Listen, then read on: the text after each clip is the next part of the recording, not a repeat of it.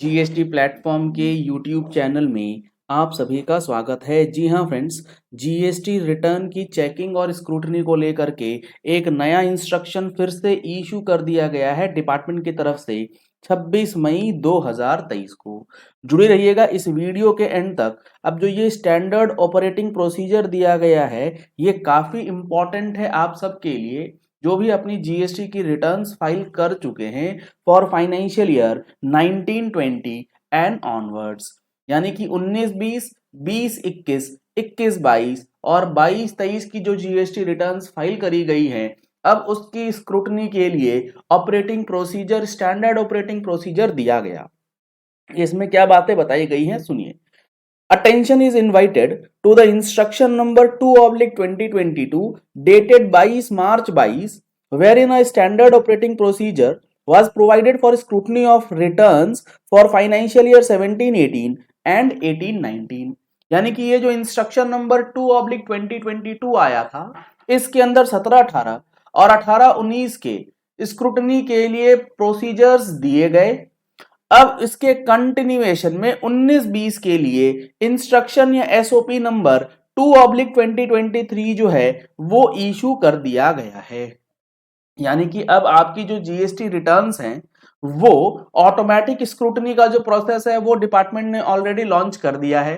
यानी कि अब आपका जो जीएसटी रिटर्न की चेकिंग का प्रोसेस है वो पूरी तरीके से ऑटोमेटिक होने वाला है। नोटिसेस आपके पोर्टल पे आएंगे और आपको एज पर प्रोविजंस रिप्लाई देना होगा। जो पैरामीटर्स हैं स्क्रूटनी के लिए वो भी इन्होंने इंस्ट्रक्शन के अंदर दे रखे हैं। अगर आप देखेंगे इन्होंने total 13 indicative list of parameters अभी ऑफिसर्स को दे रखे हैं। इसके अलावे भी और कोई पैरामीटर जो है वो निकल सकता है जिसके ऊपर आपका रिटर्न स्क्रूटनी में फंस सकता है और आपके लिए नोटिस की व्यवस्था जो है वो डिपार्टमेंट कर सकता है। इस 13 पर्टिकुलर पैरामीटर्स में जो इंपॉर्टेंट पैरामीटर्स है जहां पर आपको वर्किंग्स, जहां पर आपको प्रोविजंस की जानकारी, रूल्स की जानकारी होनी चाहिए, वो मैं आपको बतलाता हूं। कौन से ऐसे पैरामीटर्स हैं जहां पर आपके साथ समस्या जो है वो ज्यादा गंभीर हो सकती है। वो है सबसे पहला पैरामीटर नंबर 7, जिसमें यह बताया गया है कि इनपुट टैक्स क्रेडिट जो आपने क्लेम किया है वो ऐसी सप्लाईज के रिस्पेक्ट में है जो कि आपने ऐसे सप्लायर या ऐसे टैक्स पेयर से लिया जिसका कि रजिस्ट्रेशन जो है ना वो कैंसल हो चुका है। और वो कैंसल कैसे हुआ है? रिट्रोस्पेक्टिवली। मतलब क्या? मान लो आपने 1/4/2019 को किसी एक टैक्स पेयर से माल परचेज किया था, आपने उसका आईटीसी क्लेम कर लिया।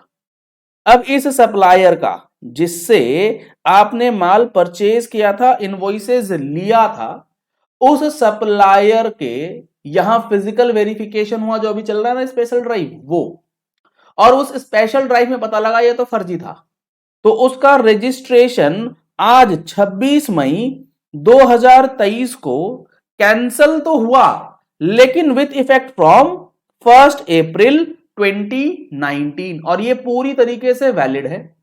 प्रॉपर ऑफिसर के पास पावर है सेक्शन 29 के अंदर कि वो बैकडेटेड कैंसिलेशन कर सकते हैं।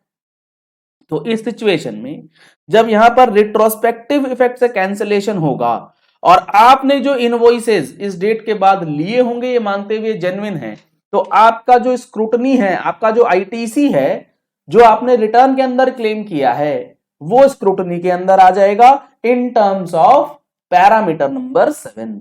यहां पर लिखा गया in case of retrospective cancellation of registration of a supplier, the recipient is not entitled to claim the input tax credit in respect of invoices or debit notes issued after the effective date of cancellation of registration।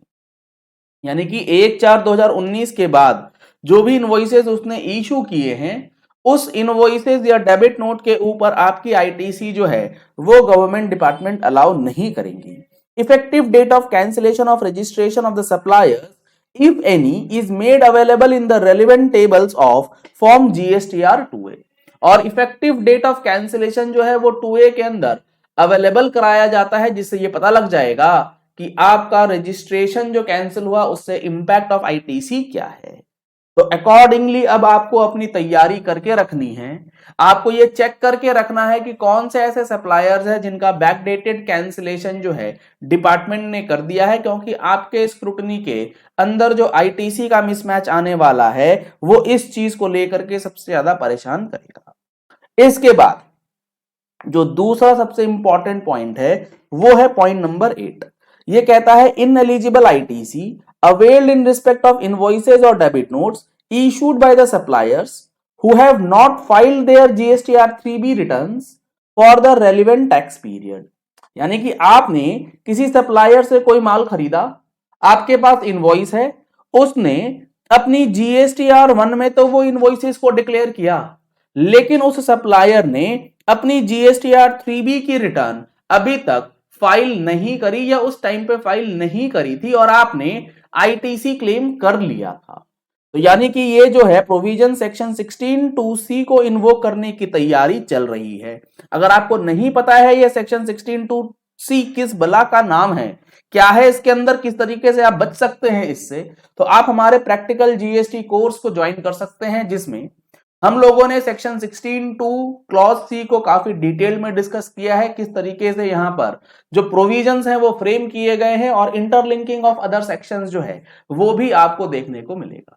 साथ ही साथ GST के हर एक provisions, हर एक rules आपको detail discussion के साथ इस course में कराए जा रहे हैं, जिसकी रिकॉर्डिंग्स जो है वो भी आपको अगले 1 साल तक के लिए अवेलेबल करवाई जाएगी। तो नंबर्स आपको स्क्रीन पे दिए गए हैं, इन नंबर्स पे कॉल करके, व्हाट्सएप करके आप कोर्स की डिटेल्स ले सकते हैं, या फिर लिंक आपको वीडियो के डिस्क्रिप्शन बॉक्स में दिया गया है, आप डायरेक्टली उस लिंक पे जाकर के भी हमारा मोबाइल एप्लीकेशन डाउनलोड कर सकते हैं और कोर्स को एनरोल करा सकते हैं।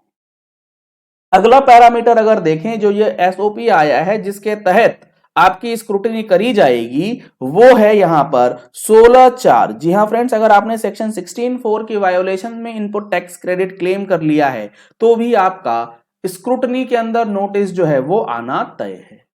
इसके बाद इंपॉर्टेंट है रूल 42 और रूल 43 का इंप्लीमेंटेशन अगर आपने नहीं किया है तो रूल 42 एंड रूल 43 के अंदर बेसिकली कॉमन इनपुट जो आप यूज करते हैं एग्जम्प्टेड सप्लाईज के लिए, तो वहां पर रिवर्सल की बात जो है वो करी जाती है, जिसकी कैलकुलेशन किस तरीके से होती है, प्रोविजंस क्या कहते हैं, रूल्स क्या कहते हैं, ये बातें हम लोगों ने आपको बताई हैं अपने प्रैक्टिकल कोर्स के अंदर भी।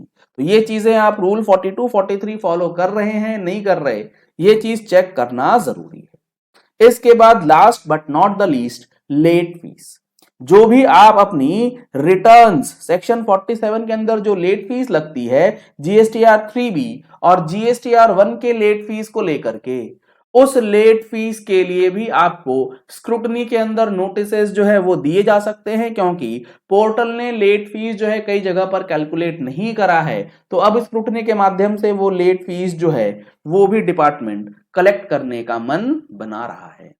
तो ये काफी इंपॉर्टेंट पैरामीटर्स है। आने वाले समय में एक एक पैरामीटर्स के ऊपर आपके साथ डिटेल डिस्कशन करते हुए वीडियो बनाने वाले हैं। तो आपने अगर अभी तक हमारा यूट्यूब चैनल सब्सक्राइब नहीं किया है तो नीचे दिया गया रेड कलर का सब्सक्राइब प्रेस कर लीजिए, साथ में जो बेल आइकन है उसे प्रेस कर लीजिएगा ताकि वीडियोस की नोटिफिकेशन आप तक पहुंचती रहे।